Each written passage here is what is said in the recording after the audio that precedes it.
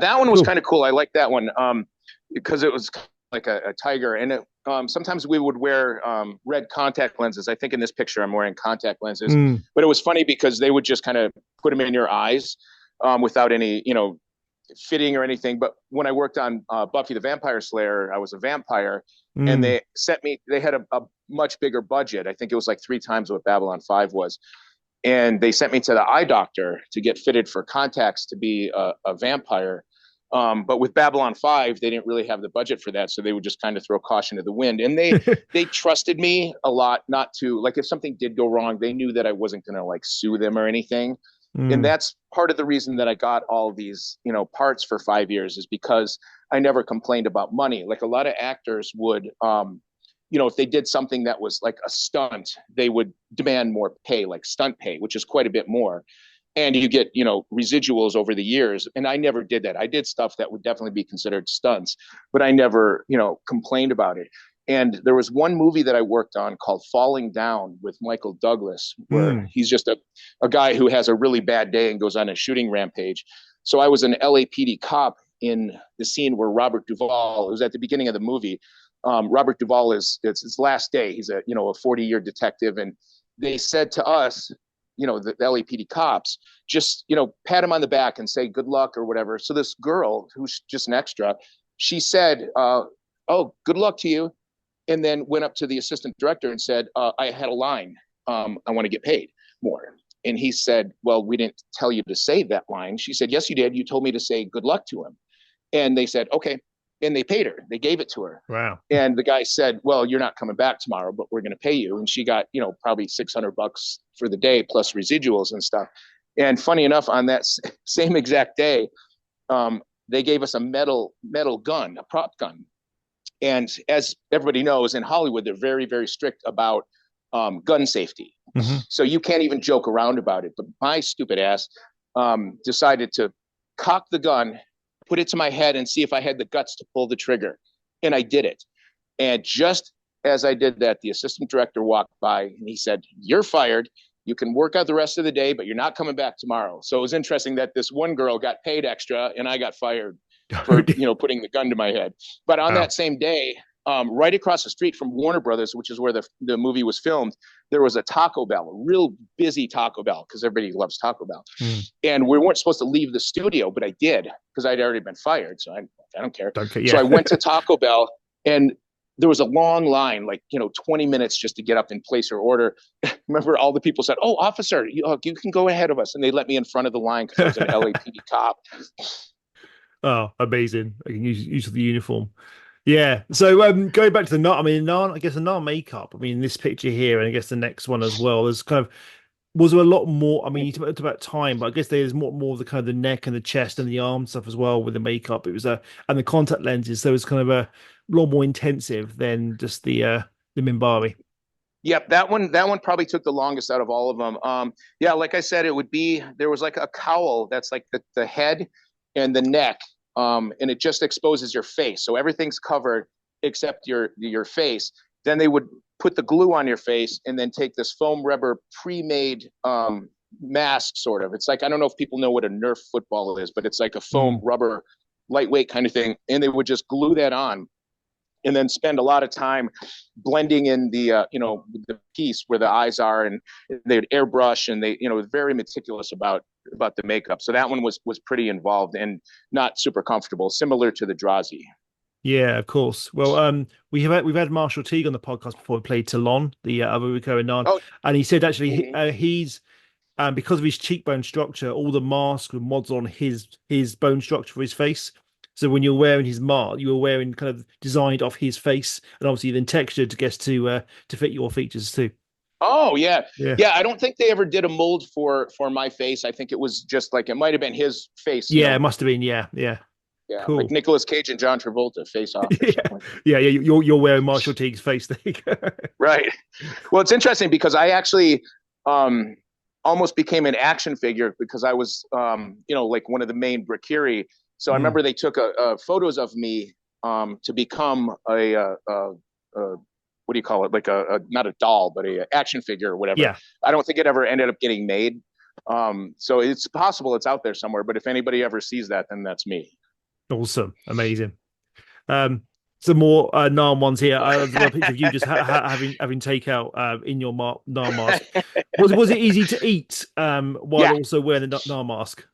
yeah. Your mouth is the piece is glued around your lips, but you're free to move. It's very there's no constraint on your face, so you can open your mouth. But I remember I worked one day. I have a picture. I think I sent you with this girl who had this kind of sideways mouth. It was up and down instead of side to side, and with teeth. And Oh this yes, poor that girl, one, yeah. yeah, she could not eat that day. She had to sip through a straw. I think they gave her some soup, but she couldn't open her mouth and she couldn't Wow, talk because it was glued securely to her face. wow, wow. This is no one favorite shot. You as a, are you the Narn or are you the Mark having this? No, those are just masks. I do have another picture of me as a Narn though, where I'm actually wearing makeup and I'm kissing a mask. But yeah, that's just two masks. But Hi. that's the kind of stuff that we, had to fill our Yeah, time with. love it. Like I said, we didn't have smartphones or anything, so there was Yeah, nothing to do, except goof around. Okay, there's the Narn makeup being taken off. yeah. So I that's like what. this one, like a pancake coming off your face. Yep, yep. So that was like I said, they would cover your head. This is after the cowl had been taking off. Then it would Mm, take about 20 to 30 minutes just to get the makeup off. They'd have to do it real slowly. So it would come off in one piece. And I'm always kicking myself for the fact that these just went in the garbage after they were done. And if I had wow. saved all of these masks, I would probably be rich right now because I could Yeah, you can probably make a sell them. fortune. Yeah, Oh absolutely. yeah, and I never thought of that. It didn't occur to me Yeah. that it would become, the show that it became. So they all just went in the garbage. Oh, it's a shame. He's a big. He's the one you talk about, the Brakiri, the one you Yep, in season 4. Yeah, very yep. intense. Yeah, my first line is, "We have already discussed this," and then Claudia Christian goes, "We had a whole scene together." But that was the day that the guy got in the car accident and didn't Mm, show up. And I remember the trading card people being there that day, photographing us and stuff. But I didn't realize I was going to end up being on, all these. I think I'm on like 12 or 13 of these cards, but yeah. that's one of them right there. There you go. You're the face of the Brakiri. So Yeah, here's yeah. another one looking very, very intense. Actually, your Brakiri masks are quite intense. Yeah, that was the same thing as the Narn mask, but on this one they put a wig. So that wasn't my real hair. So that required, an actual wig. And Ron Pipes would make those wigs at home. He would sit there and watch TV, and it took him hours, hundreds of Mm, hours probably to make a couple of these things. But I was the very first Brakiri. I remember they said, I didn't say anything, but I was just sitting in a bar, and I was just like in the behind like one of the main characters. And I remember them saying I was dressed like a kind of like a gangster is what they said. It's like a gangster yeah. kind of alien. And they just said, just sit there with your drink and just look suspicious. So that was the very first time the Brakiri appeared on Wow. the show. You are the face of the Brakiri then, absolutely. Yeah, Um, kind of. Oh yeah. it's a great one actually. Yeah, it's a picture of you as Brakiri here with Jakar, Sheridan, and Londo. Love Yep. this photo. Yep. They were really, really cool guys. All three of those guys were. Um, Andreas Katsalis, he was more reserved. Mm, He had been in the Fugitive. He was the one yeah, armed man, I think, at this point, he and he was. was Yeah, very, very nice guy, but very quiet and just smoked a lot. It didn't talk too much, but just if anybody came up and wanted a picture with him, he was more than willing. I have one picture I think I sent to you where I would get all my friends on the show. So everybody I knew was on Babylon 5, mostly as aliens, because mm, every day they had a certain amount of slots that they had to fill. So let's say one day they need 25 aliens. There would always be like 15% who wouldn't show up. So every day I would bring friends with me, yeah, and because they would have to fill those spots. So instead of calling central casting and saying, hey, you got to send us 6 people real quick, I always had people with me. yeah. Um, and 90% of the time they would get on. So everybody Mm, I knew was on, Babylon 5, and it was like kind of like a daily thing. I was almost like their casting agent for extras. yeah. I forget the final one. Is it where is it? This picture. Oh yeah, Yeah, that's the this guy. is the He one. was Yeah, he was a huge Babylon 5 fan. He happened to live in my yeah. apartment building in Hollywood. He was the only Wow. person that I knew that actually watched the show. And Right. I said, I said, I can get you on the show. And he said, no, no way. And I said, yeah, Wow. yeah, just come with me. And sure enough, I got him on. He's a Drazi in this with a removable mask. And he was Cool. a big fan of Andreas. So this was like like Oh, the greatest day of his life. dream come true. Yeah, brilliant. Well, Yeah. cool. Let's go back to some of the ones before then. So yeah. Oh, The next Brakiri one is so Brakiri with some kids. How does yeah. that? Well, this makeup was going to go in the garbage anyway. So I decided I wanted to just take it home, and I got some of the detach so I could remove the mask when I got home. But right next door to me, that's the mom in the background. These two kids are my next door neighbors, Right. and I wanted to scare them. So this little girl named Jackie, I knocked on the door, and I'm looking all mean in my Brakiri, and she just looks up and she goes, "Hi, Rick." And I'm like, "Wait a minute, how do you know?" She goes, "I know what you're doing." So she wasn't scared at all. So the whole thing was ruined, but I ended up getting a picture anyway. Oh, it's amazing. Brilliant. Um, cool. Is it the one you're talking Oh, like we will yeah. with no mouth? Yeah, that's Yeah. pretty intense. Yeah. That girl had probably the hardest day anybody ever had in Babylon 5, but she took it like a champ. But yeah, I think she was just kind of featured in the show because they like to show off the makeup and stuff. Mm, So I think there's just like a shot of her, but she had to wear that all day long, probably for about 10 hours. And yeah, wow. she was, yeah, like I said, she couldn't really talk. It was kind of muffled, and she certainly Mm, couldn't eat.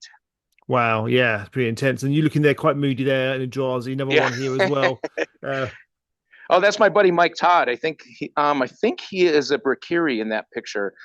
Um, yeah, he was completely bald. He had alopecia, so all his hair fell out. So he was kind of valuable because he didn't have eyebrows and eyelashes and stuff like that. So but he played almost as many aliens as I did. I think I played the most. The other one was Bill Blair. He's actually in the Guinness Book of World Records for playing the most aliens of all time. But wow. I think I played more than he did on Babylon 5. And I'm not sure, I've never had this checked out, but I might have a record, an American record for the most aliens played on one show. I know that there's a guy famous on Star Trek. He played 9 different Oh aliens. yes, Jeffrey Um, Combs. Yes. yes, that's him. Yeah. Yeah. But I definitely played more than 9. So one day I'm going to check that out and see if I hold some sort of record. Must have checked that. Yeah, you're certainly probably the most characters ever played on one TV show. Certainly must have Yeah. been. And Yeah. yeah, cool. And then there's another one. Yeah, we're gonna have a Drazi as well. Yep, another Drazi. I think I'm on the right. I don't remember who the guy on the left was. I think it might have been this.